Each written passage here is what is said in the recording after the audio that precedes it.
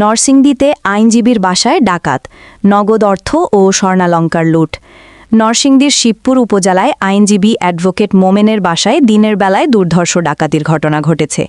সোমবার সকালে আনুমানিক 11টা থেকে দুপুর 1:30টার মধ্যে এ ঘটনা ঘটে।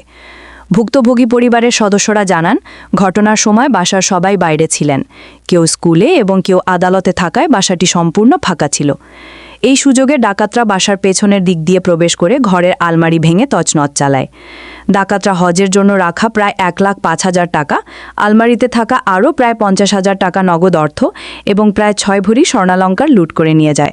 এছাড়া ঘরের বিভিন্ন জিনিসপত্র এলোমেলো করে রেখে যায়। ভুক্তভোগীরা জানান, বাসার সামনের গেট তালাবদ্ধ থাকলেও পেছনের দিকের চালা বেয়ে দুর্বৃত্তরা ভেতরে প্রবেশ করে। পরে তারা ঘরের দরজার তালা ভেঙে ভেতরে ঢুকে পড়ে। ঘটনার কিছুক্ষণ পর পুলিশ ঘটনাস্থলে এসে তদন্ত শুরু করে। পুলিশ সন্দেহভাজনদের বিষয়ে খোঁজ খবর নিচ্ছে বলে জানা গেছে। এ ঘটনায় এলাকা জুড়ে চাঞ্চল্যের সৃষ্টি হয়েছে।